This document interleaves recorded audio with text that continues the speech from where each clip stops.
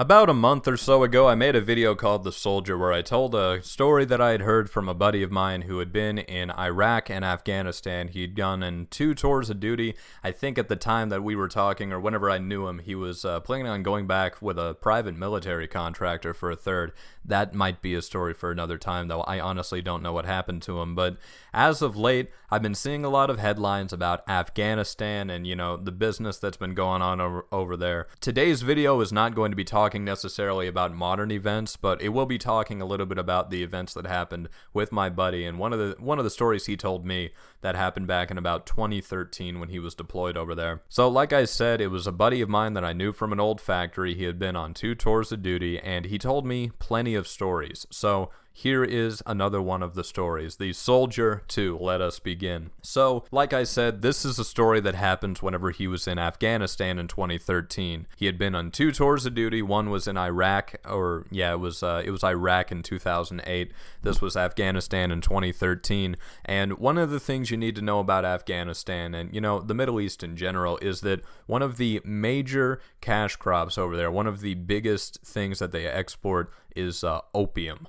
Now, the thing about opium is that it is, you use it for a lot of drugs, all right? The pharmaceutical companies, they can't get enough opium because, we've got the opium or opioid epidemic in America. They use it for painkillers. They use it for morphine. Morphine is effectively a medicinal form of heroin. And also heroin is, derived from opium. It's just got a lot of usages and whatnot, specifically for painkiller and drug sort of things. It is the vice of choice for a lot of people. So you need to understand that a lot of heroin specifically comes out of Afghanistan, and it has been for the last 20 or so years. That's the one thing about the Taliban that they don't really tell you is that like a year before 9/11 happened, so like in year 2000, whenever Taliban got a lot of power in Afghanistan, they actually banned the creation of opium, or they banned the farming of opium, I believe it was, because they're very opposed to drugs. But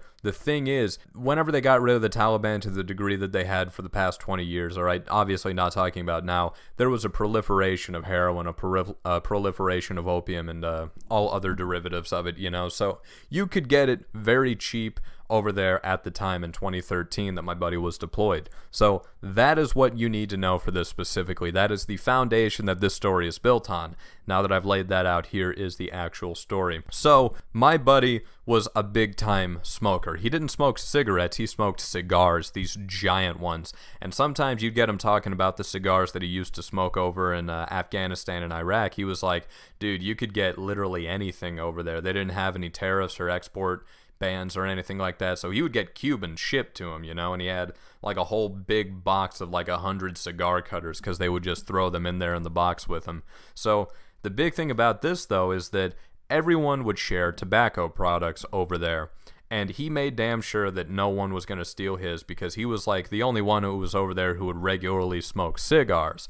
But everyone else would be, hey, stealing bumming a cigarette off somebody or wait until they left their pack somewhere and then take all of them or something like that. But there was this one guy on his team who was he was a dipper. He would dip, he'd have snuff on him all the time. He was the guy who would be on the machine gun because, they'd go out on patrol in these big armored trucks and whatnot. They had to have people up on top on the machine guns just in case anything decided to rear its ugly head, So he was big on dipping. So one day they got a new guy in there, all right? And I don't know if I said this, but share means steal, all right? So they wouldn't share their products. Other people would steal them. They get a new guy who comes in, doesn't know really any of the rules, but, he knows at least that you're supposed to steal tobacco from other people if you can't find any yourself. So he's just walking around, ambling around a bit. He's introduced himself. It's like his first week there. He got transferred from some other station or whatnot. I honestly don't know the terminology or the lingo. He was just walking around, ambling around, having a good time, and it was a day then they were going to go out on a patrol a couple of hours, all right, 2 or 3 hours, so he's just got 2 or 3 hours that he's going to kill. He's walking around, and eventually he finds a can of dip the machine gunner's can of dip sitting on the table. He says, well, that's good because I enjoy a nice dip from time to time. So he took that can and he opened it and he took out a big pinch. And when I say a big pinch of this dip, this snuff, I mean he took half the fucking can and he packed it right in his fucking lip. And he set it back down and he made sure that it was in just the right, correct spot so that it didn't look like anyone had taken anything from it. So eventually, 2, maybe 3 hours pass, right?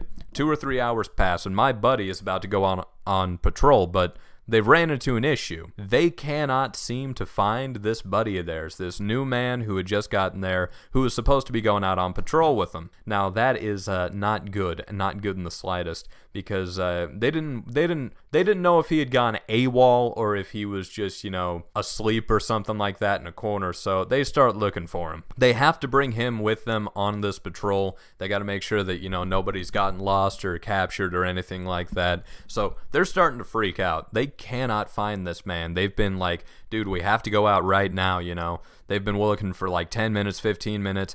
Eventually, like 30 minutes or so pass, all right? They've been searching for this man for about 30 some odd minutes, half an hour. And eventually, they find him sitting in a chair off in a corner, like I said. And they had been screaming his name. They said, buddy, wake up, man, wake up. And he's just sitting there, and he's awfully limp. And he's got his mouth open, and he's just sitting there. And they didn't know what was happening to him. They slap him around a little bit, and eventually, he starts making noises. They say, hey, buddy, are you awake? You all right? And he just sits there making just these groans and moans. He's sitting there just, very quietly, not really knowing what was going on. They didn't know what was going on either. So they keep looking at him. It's like, hey, is he all right? Is he like, is there something wrong with him? Is he like messed up in the head? Something has happened here. Get a medic, get a doc. So they start looking at him a lot. Well, the guy who is the machine gunner says, wait a minute, what's that in his lip right there, buddy? So they said, oh, well, it looks like he's got a lot of dip in there, a lot of tobacco. He said, oh no. So here's the thing, that machine gunner had lost his dip. So he eventually back traces and finds it, and he says, okay, well, I think I know what's wrong with him. I think I know what happened to this guy. He cracks that thing open, wouldn't you know it, it's missing half the fucking can. He said, so here's the thing, he stole some of my dip, and that's not tobacco. They said, well, what in the hell is it? He's like, buddy, we're in Afghanistan. They took a while to find out what it was, and they eventually said, oh, you son of a bitch, there's opium in there, isn't there? He said, yeah, a lot of it. He said, why do you just carry around opium? He said, buddy, it's cheap here, and I would be doing it the exact same way if I was over in America. I'm just cutting out the middleman right here, I'd be getting it from a pharmaceutical company over there, but it'd be a lot more expensive. So he said, why are you doing opium right before we're supposed to go out on patrol? He said, here, I'll show you. And he took himself a little bit of a pinch and he put it in there, and he got on that machine gun and he put it on single shot, and he was, shooting targets out like really far distances, and he was getting like right on target the entire time. He said, it calms me down, and it's just, I would be doing this if I was over in America, is what he kept repeating. But, this buddy obviously didn't know that what he was putting in his lip was not tobacco, it was opium. So that was the worst part. He had been over there overdosing for a while, and eventually the doc gives him the clear. It's like, yeah, he's gonna live, but we're not dealing with him. So that was the story of how my buddy had to drag a guy who was passed out from an opium overdose with him on a patrol to go kick indoors and shoot the bad guys and whatnot. That was a very funny story. He was telling that, and we were all laughing our asses off in the factory. A lot of good times. Like I said, wonder where that guy is now. Maybe in Pakistan. Maybe he's not. Maybe he's even back already. I don't know. I should catch up with him. Probably not going to happen. The moral of the story, though. The moral of the story, do not steal your buddy's tobacco products because it might not be tobacco, and even if you know it's not tobacco, maybe you shouldn't do it. Don't do drugs, kids. Maybe it won't wind up very well for you. You might end up overdosing on accident. You might end up in a corner. No one's really going to know where you are. You might end up addicted.